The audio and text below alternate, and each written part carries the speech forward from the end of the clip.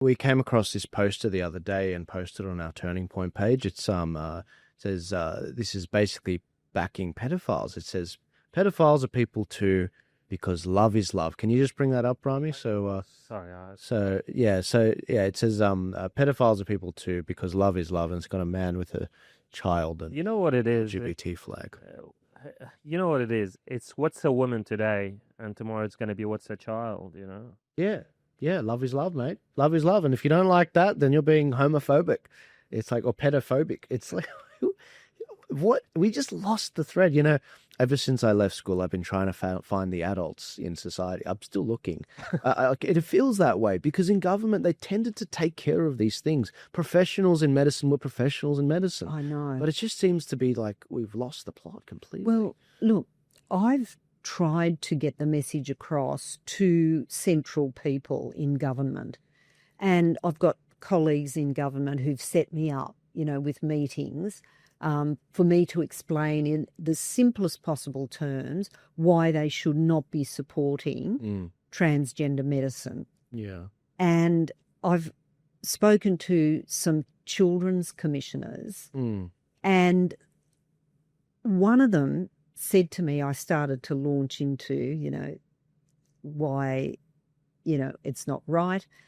And she stopped me and she said, just before you keep going, could you please explain to me the difference between sex and gender? This is a children's commissioner with an office draped in the rainbow flag. Oh my. And all these, you know, slogans about we love transgender children. She did not understand the first thing about transgender ideology. That's insane. And she's the biggest proponent of it. And she's a children's commissioner. Yeah. Just very recently, Anna Cody, who is the sex discrimination commissioner, was attending a parliamentary committee to answer questions, and Lisa Chandler was asking the question. She's a senator from Tasmania, and she said, how would you define a woman? Yep. Anna Cody freezes for a moment, and then she says, I am not able to answer that question because I'm not a biologist. Yep. But she's the sex discrimination commissioner and she doesn't even know what her job is because she doesn't know what a woman is. When I hear that, I say I should stop paying my taxes because I'm not an accountant or something. Like seriously, I don't know. How much income do you make? I don't know. I'm not an accountant.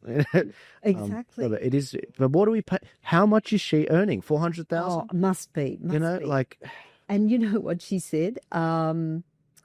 I'm not quoting exactly because I don't remember the exact quote, but she said when Lisa Chandler further questioned her, she said, I think we're using different language to communicate and therefore we're not communicating. These are our best and brightest in Canberra. This is why they earn the big bucks, Rami, 500 grand, you know, a year.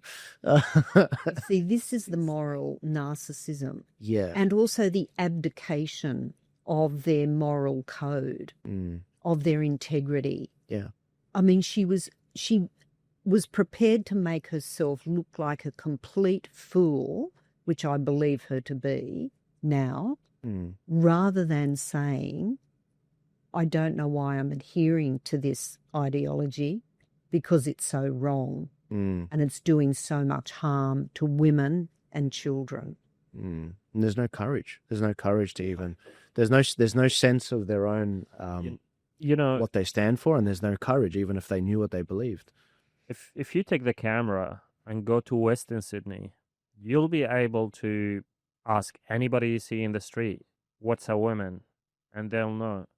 Perhaps you know they'll look at you like you're an idiot. Yeah, that's well, that's, because isn't it obvious? Well, don't you think any of these people that answers that question correctly is more suitable to be in the position of that lady that couldn't define what a woman is? Exactly. Yeah. Exactly. What was the commissioner's role again? Exactly. Well, to protect the rights of women and children and to safeguard them. So of all the people to go to with these issues, she's the one, and she couldn't tell you what gender That's right. She asked you what gender is. Yes. Oh, do you mean the commissioner? Sorry, the sex discrimination. The sex Yeah, no. Her Right. role is to make sure that women are treated equally to Yeah. men, Yeah. and that the rights are there, the legislation's there. And now, she's overseeing a situation in which we have men in women's prisons. Yes. And there are repeated stories of sexual assault by trans females against women in women's prisons. Yes. Yes. And there are numerous stories about trans women in female sport where the trans female has seriously injured a female sports person. Yes. So we're not doing very well. You can't be a feminist and a trans rights activist. You can. And this is what I say to a lot of these do-gooders out there. I say, I'm a bigger feminist than you. I don't want women to be raped. I don't want them to be beaten up in sports. I want them to be able to defend themselves and their kids. I'm a proponent. I think they should be able to arm themselves with a gun, for example, in home invasion examples and whatever, so they can protect their kids. I'm a bigger feminist than these people. But also, I'm a more sympathetic trans activists because I actually believe that if you look at the data, which you showed me over 30 years, this is not the best thing for them to be doing. This is suicide. And the idea, this is literally suicide. In 30 years, you will check in on 100 people that have had a trans surgery and 25 out of the 100 will be dead. 25 souls. And just from suicide. Just from That's suicide. not from other causes of death. That's right, yes. Yeah. And so like, there reaches a point where these do-gooders are full of crap. They've got to be called out, and you need to demonstrate that you care about these people more than they do, and you can't just cede the ground. You need to have a policy. You need to have a policy. You can't just leave it Liberal Party. You actually have to have a policy on these issues. That's right. So, yeah. You know what I'm afraid of is this kind of thing. A subject like suicide becomes normalized because I've been to Thailand many times. And you make a lot of friends when you go there, especially in a tourism area. You see a lot of transgender people identify as ladyboys. Now, I've met a lot of these transgender people, and I've made friends with, and just like the graph show, they hit midlife crisis. They realize there's no way of return, and they commit suicide. So every trip I go to Thailand and I ask about somebody who's missing, have you seen this person or have you seen that person? They jumped out of a balcony, and Terrible. It's so normalized. It's so normalized there now. I'd love to see some stats on Thailand. I'd love to see a report on Thailand. Well, the government doesn't let you go anywhere near that, even interview them or anything of that sort. Right. So that's the thing. It becomes so normalized that every visit, I've lost 4 to 6 friends, basically. That's insane. Wow. Yeah.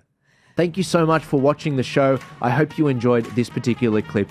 If you want to support this show and keep the lights on and support everything we're doing at Turning Point Australia, please head to tpaust.com.au where we've got hats, we've got shirts, we've got maps.